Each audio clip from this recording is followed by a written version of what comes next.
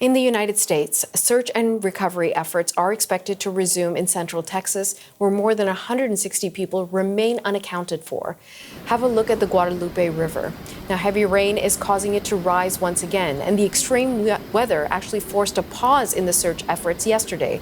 The floods have killed at least 130 people. Journalist Steve Futterman has more from Kerrville, Texas. Quite a moving moment today.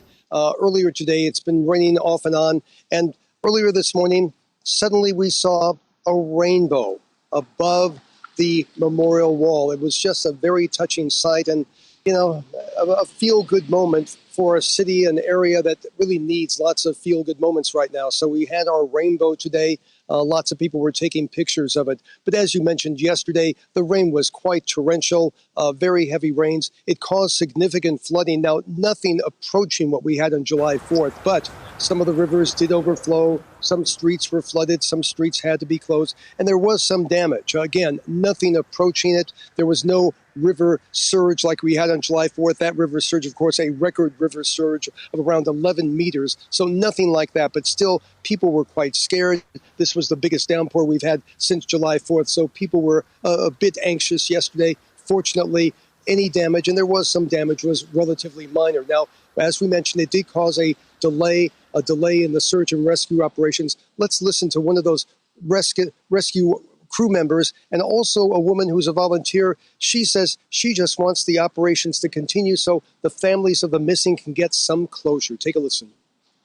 We'll probably end up not being able to do anything today and just try to get back at it in the morning. Just don't let it rain today. Let these guys get out here and just, have a good day and help them find people and bring these families peace. And of course, I think that's what everyone's hoping for. As you mentioned, Natasha, around 160, it's not an exact figure, but around 160 people still missing. And initially after the floods, they were finding bodies every single day. It is slow to a snail's pace right now. Very few bodies have been found in the last few days. And unfortunately, it's a sad reality, but unfortunately, it's very possible some of these bodies may never be recovered. There's two aspects of this story. Well, there's multiple, but for the one hand, there's the search and rescue operation, but then there's also the cleanup and recovery, which is unbelievably daunting for the people who have to take that on. You've been speaking with people there who've lost just about everything. What are they telling you? Well, it's daunting, Natasha, because the area is so widespread. This is a gigantic footprint. It's not just a city here. It goes beyond Kerrville, goes to other areas in the county. It's just a massive footprint, and the debris, the destruction is so widespread. I met up with a gentleman. His name is Gilbert Rowe. He's an oceanologist, as it turns out to be. He's had a home here for many years. He grew up here, went to high school here, and we talked to him about something that was found in his home that was basically destroyed, a memento that some of the workers trying to clean up found. Take a listen.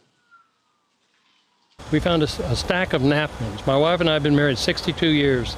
We threw a big party, and we had this stack of napkins, and on the bottom it said, when we were married, December 27, 1962.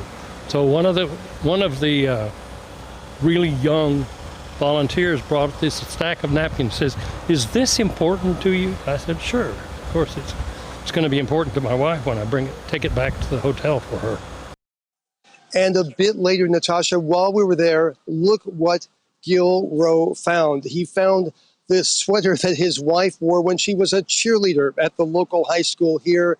He showed that. That's something else that she's going to be very happy they found. So there are these brief moments. It doesn't erase the pain. It doesn't erase the tragedy that's happened here, but a few bright moments happen once in a while. Now, people have talked about just the mental anguish.